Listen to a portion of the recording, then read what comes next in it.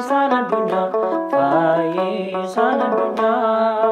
Ogeessoon dhufanii kennaa qabatanii, kennaa qabatanii, kennaa qabatanii.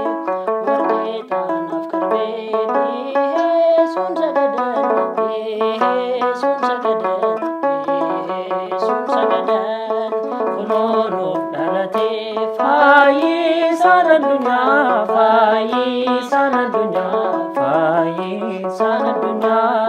Ishoo nuuf dhalatee fayyisaan addunyaa, fayyisaan addunyaa, fayyisaan addunyaa. Ijoollee haa deemnuu gara Beetelemii, gara Beetelemii, gara Beetelemii. Bishaan ni taa'eera dammaa fi aannanii, dammaa fi aannanii, dammaa fi aannanii. Kunoo nuuf dhalatee fayyisaan addunyaa, fayyisaan addunyaa, fayyisaan addunyaa. Ishoo nuuf dhalatee fayyisaan addunyaa, fayyisaan addunyaa, fayyisaan addunyaa. Kunoo nuuf dhalatee fayyisaan addunyaa, fayyisaan addunyaa, fayyisaan addunyaa. Ishoo nuuf dhalatee fayyisaan addunyaa, fayyisaan addunyaa, fayyisaan addunyaa. Ishoo nuuf dhalatee fayyisaan addunyaa, fayyisaan addunyaa, fayyisaan addunyaa.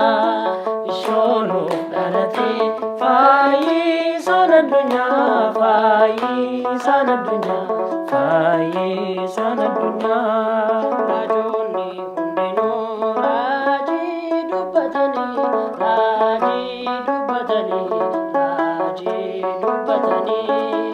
Tokkichi ilmi Waaqaa ni bu'a jedhanii, ni bu'a jedhanii, ni bu'a jedhanii. Ishoo nuuf dhalatee fayyisaan addunyaa, fayyisaan addunyaa, fayyisaan addunyaa.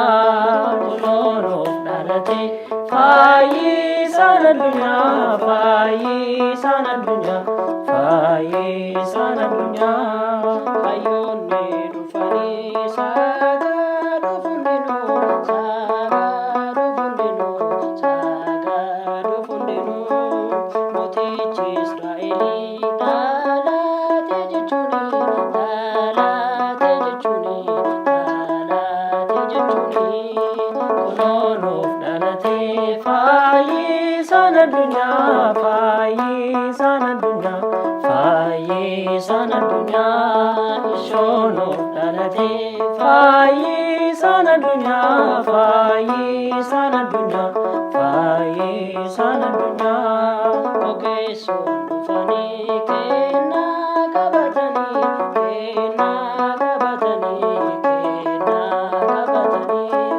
Warqee taanaaf karbee dhiheessuun sagadan, dhiheessuun sagadan, dhiheessuun sagadan. Kunoo nuuf dhalatee fayyisaan addunyaa, fayyisaan addunyaa, fayyisaan addunyaa. Ishoo nuuf dhalatee fayyisaan addunyaa, fayyisaan addunyaa, fayyisaan addunyaa. Ijoollee haa deemnuu gara Beetelemii, gara Beetelemii, gara Beetelemii. Bishaan ni taa'eera dammaa fi aannanii, dammaa fi aannanii, dammaa fi aannanii. Kunoo nuuf dhalatee fayyisaan addunyaa, fayyisaan addunyaa, fayyisaan addunyaa. Ishoo nuuf dhalatee fayyisaan addunyaa, fayyisaan addunyaa, fayyisaan addunyaa. Kunoo nuuf dhalatee fayyisaan addunyaa, fayyisaan addunyaa, fayyisaan addunyaa. Hordoftoota amantaa kiristaanaa maraan baga ayyaana qillee yookiin immoo dhalachuu gooftaa Yesuus Kiristoos bara 2017 isiniin geessiniin jenna. Keessummoonni keenya asitti argaman egaa faarfannaa dhalachuu fayyisaa addunyaa Yesuus Kiristoosiin nu jalqabaniiti jiranii dhaamsawwan macaafa qulqulluu keessa jiran baay'ee kaasuutiin nu faarfatee jira. Faarfataa Firaa'ol Tashooma akkasumas immoo faarfataa fi diyaaqonni Yaareed Takkaalliin nama guddaan keenya immoo hangafti isaanii hunda Marid Tulluus as istiidiyootti affeerannee ayyaana kana akka addaatiin haala addaatiin kabajachuuf Oromiyaa 11 istiidiyoo keenya Finfinneetti waliin turuuf jenna. Sittoonis jirti waa hunda qopheeffannee jirra. Irra deebitiin kanneen biyya keessaa biyya alaa teessanii ayyaana kana kallattiidhaan karaa televezyiinii, karaa yuutuubii fi karaa feesbuukii Oromiyaa 11tiin daawwattan isin hunda keessanuu baga geessan siniin jenna.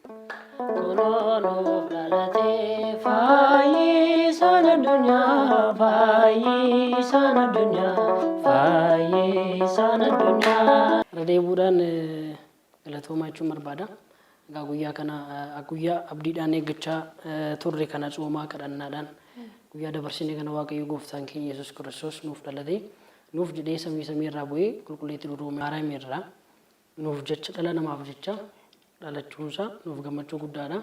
Kanaaf kiristaanota biyya keessaas biyya alaas jiran hundumaadhaan baga guyyaa ifa kanaan sin gahee jechuun hin barbaada. Addatti immoo warra naannoo dhalootaa koo naannoo Shawaalixaa Gindabaratti magaalaa Gaasii mana kiristaanaa Fayyisaa Addunyaatti dhaladhee guddadhee warra achirra jiranis illee warra achi tajaajilaa jiran hunduma isaaniidhaan firoota koo maatii koo hundumaadhaan bagattiin sin gahee jechuun hin barbaada. Galatooma. Galatoomiyatis.